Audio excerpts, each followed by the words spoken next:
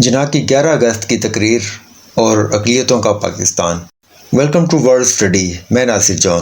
2012 میں جب مرتضیٰ سولنگی ریڈیو پاکستان کے ڈائریکٹر جنرل تھے، انہیں معلوم ہوا کہ ادارے کے لاکھوں منٹ کے آڈیوز میں قائد اعظم محمد علی جناح کی 11 اگست 1947 کی تقریر کی ریکارڈنگ موجود نہیں۔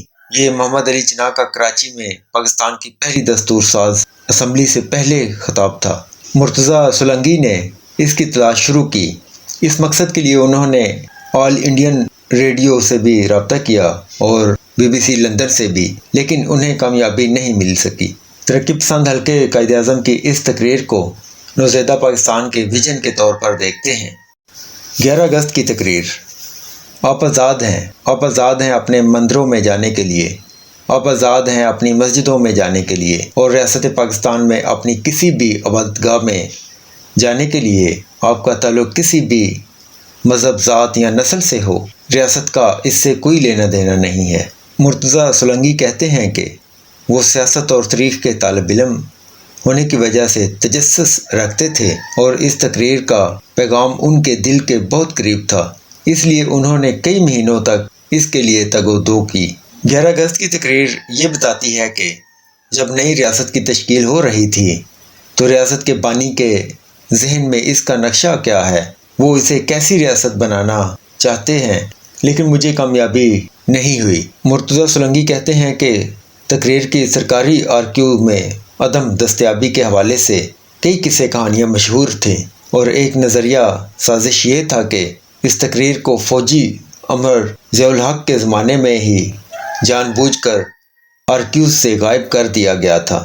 مرتضیٰ سولنگی کہتے ہیں کہ سازشیں ہوتی ہیں اور منطقی اعتبار سے یہ ممکن بھی ہے، لیکن ان کے پاس اس کے ناقابل تردید ثبوت موجود نہیں، لہٰذا وہ صحافی ہونے کی حیثیت سے نظریہ سازش کی تصدیق نہیں کر سکتے۔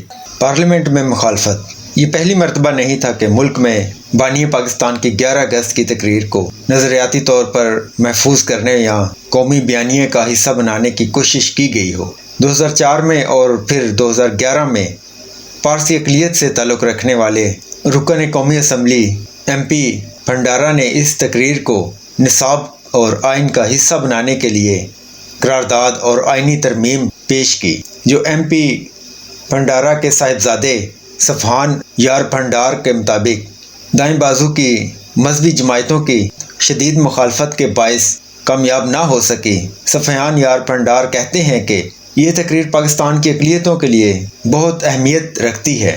قائد اعظم نے اس تقریر میں پاکستانیت پر زور رکھا ہے اور بتایا کہ لوگ اپنی عبادت گاہوں میں جانے کے لیے آزاد ہیں اور کسی کے مذہب سے ریاست کو کوئی سروکار نہیں ہوگا۔ صفحان یار کہتے ہیں کہ انہیں افسوس ہے کہ ان کے والد 11 اگست کی تقریر کو آئین اور نصاب کا حصہ نہیں بنوا سکے، کیونکہ ان کے والد کی جماعت مسلم لیگ کاف کے اندر بھی اس معاملے پر اختلافات تھے، اور اگر یہ پرویز مشرف کے اعتدال پسند روشن خیالی کے دور میں ممکن نہیں ہو سکا تو آج کے پاکستان میں ایسا ہونا تقریباً ناممکن ہے۔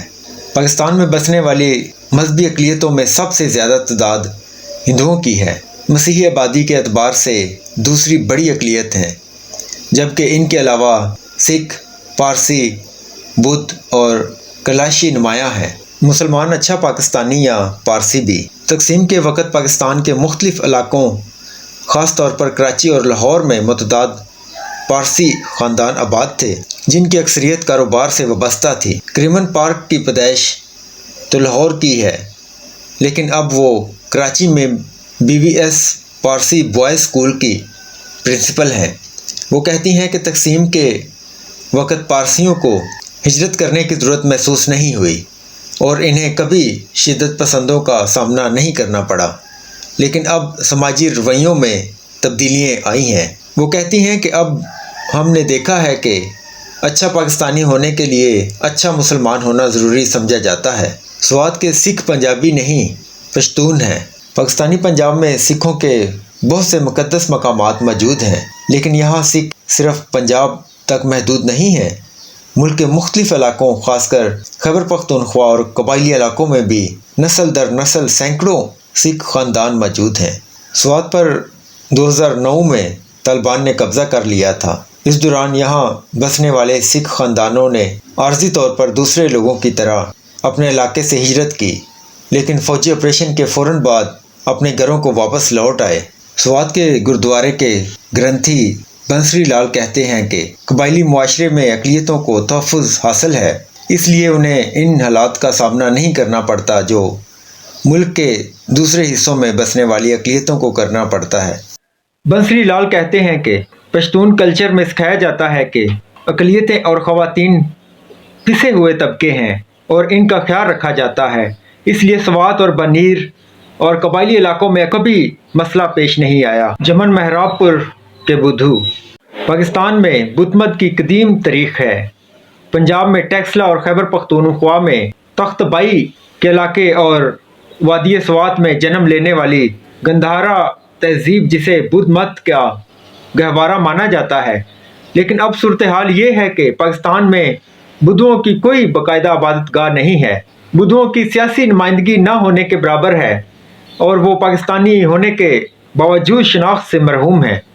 تعداد میں کم اور معاشی طور پر کمزور ہونے کے باعث انہیں مسائل کا سامنا کرنا پڑتا ہے۔ جمن کہتے ہیں کہ بس یہاں پر جو ہم اکا دکا رہ گئے ہیں وہ اپنے آپ میں ہی مگن ہیں، جیسے بھولی بسری قوم ہو۔ آہستہ آہستہ ہو سکتا ہے کہ ایک دو نسل میں ہم ختم ہو جائیں۔ مسیحی توہین مذہب کے الزامات کی زد میں مسیحی پاکستان کی دوسری بڑی اقلیت ہیں۔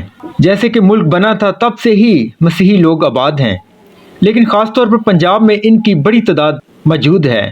کچھ سالوں کے دوران مسیحی آبادی کو توہین مذہب کے الزامات پر نشانہ بنایا گیا۔ یونس چوہان پاکستان میں اکثر مسیحی افراد کے لیے مخصوص سمجھے جانے والے شعبے سینیٹیشن سے وابستہ رہے ہیں۔ وہ کہتے ہیں کہ وقت کے ساتھ معاشرتی تفرقوں میں تو کمی آئی ہے، لیکن توہین مذہب کے قانون کا خوف تلواروں کی طرح ہر وقت ان کی کمیونٹی کے سر پر لٹکتا رہتا ہے۔ اگر ایک آدمی کا قصور ہے تو اسے سزا دی جائے، اگر کسی کو ناجائز پکڑ کر اس پر توہین مذہب کا الزام لگایا جائے تو بہت تکلیف ہوتی ہے۔ ہندو پاکستانی یا انڈین ہندو آبادی کے لحاظ سے پاکستان کی سب سے بڑی اقلیت ہیں۔ خاص طور پر بالائی سندھ میں اونچی ذات کے ہندوؤں کی لڑکیوں کے جبرن تبدیلی مذہب کے واقعات اکثر رپورٹ ہوتے رہتے ہیں، اور شیڈول کاسٹ یعنی نچلی ذات سے تعلق رکھنے والوں کو وڈیروں اور اکثریت سے تعلق رکھنے والے بااثر افراد سے تفریق اور استحال کا نشانہ بنانے کی روایت بھی عام ہے۔ پاکستان میں مجموعی طور پر تاثر بھی کافی مضبوط ہے کہ ہندو مذہب کی بنیاد پر انڈیا کے زیادہ وفادار ہیں، تاہم بلوچستان میں قبائلی نظام کے تحت زندگی گزارنے والے ہندوؤں کو معاشرے میں قبولیت بھی حاصل ہے اور تحفظ بھی۔ راج کمار کوٹا کے ہندو پنچایت کے صدر ہیں، وہ کہتے ہیں کہ کہیں کہیں تفریق بھی ہوتی ہے، اسکولوں میں ہماری مذہبی تعلیم نہیں دی جاتی، ہم نے کہا ہے کہ اسکول میں اسلامیات کی بجائے اگر اخلاقیات پڑھائی جائے تو بہتر ہوگا۔ دو قومی نظریے یا سیکولر پاکستان مصنف اور تجزیہ کار یاسر لطیف ہمدانی کہتے ہیں کہ محمد علی جناح نے صرف 11 اگست کی تقریر ہی نہیں بلکہ لگ بھگ اپنی 33 تقریروں میں اقلیتوں کے حقوق کے بارے میں بات کی۔ یاسر ہمدانی کہتے ہیں کہ 11 اگست کی تقریر میں انہوں نے مستقبل کی نئی ریاست کی سمت طے کی اور واضح کیا کہ ریاست کا کسی کے مذہب سے کوئی سروکار نہیں ہوگا، ہر کسی کو مذہبی آزادی ہوگی اور ریاست نہ تو کسی مذہب کو فروغ دے گی اور نہ ہی کسی کو دبائے گی۔ ہندو ہندو نہیں رہیں گے اور مسلمان مسلمان نہیں رہیں گے، مذہبی اعتبار سے نہیں بلکہ سیاسی اور قومیت کے اعتبار سے رہیں گے۔ اب سوال یہ ہے کہ محمد علی جناح پاکستان کو سیکولر ریاست بنانا چاہتے تھے؟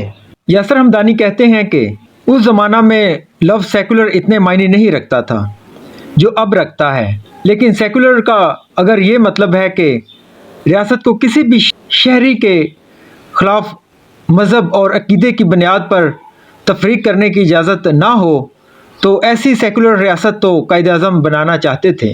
قائد اعظم محمد علی جناح پاکستان کے قیام کے بعد محض 13 ماہ زندہ رہے۔ ان کے دور میں وزیر قانون ہندو تھے، وزیر خارجہ کا تعلق بھی اقلیتی فرقے سے تھا۔ ان کی زندگی میں تو پاکستان تمام گروہوں کو शामिल करके चलने की पॉलिसी पर गामजन रहा, लेकिन कायद-ए-आज़म की वफ़ात के 6 माह बाद पाकिस्तान में करारदाद मकासद मंजूर की गई। यासिर लतीफ़ के मुताबिक करारदादी मकासद पहली दरार थी जिसमें हमने रियासत की बुनियाद मज़हब पर रखी, और मोहम्मद अली जिन्नाह के बाद जिन लोगों ने इक़्तिदार संभाला उनके पास वोटों की ताकत नहीं थी, इसलिए उन्होंने इस्लाम का सहारा लिया। ये बयानिया तश्कील देने के लिए कि ये मुल्क मज़हब की बुनियाद पर बना है। यासिर लतीफ़ ये भी कहते हैं कि 2 कौमी नज़रिए तो एक पावर शेयरिंग फार्मूला था जिसमें आबादी की बुनियाद पर मुसलमानों के लिए सियासी हकूक़ की मांग की गई थी। इसका ये मतलब हरगिज़ नहीं था कि हिंदू और मुसलमान साथ साथ नहीं रह सकते। अब गौर व फिक्र की बात यह है कि जब रियासत बनती है तो इसमें हर शहरी के हकूक़ बराबर होते हैं, लेकिन सवाल ये है कि जिस तरह से पाकिस्तान में 2 कौमी नज़रिए की तशरीह की गई है और उसे परवान चढ़ाया गया है, क्या वो कायद-ए-आज़म की 11 अगस्त की तकरीर या उनके विजन से मुताबिकत रखता है? यकीनन आज की वीडियो आपको पसंद आई होगी। अगर पसंद आई है तो चैनल को सब्सक्राइब कर दें और साथ में बेल आइकन को भी प्रेस कर दें ताकि आने वाली तमाम वीडियोस के नोटिफिकेशन जो हैं वो आपको मिलते रहें। आज के लिए इतना ही, मिलते हैं नेक्स्ट वीडियो में, तब तक के लिए गॉड ब्लेस यू ऑल।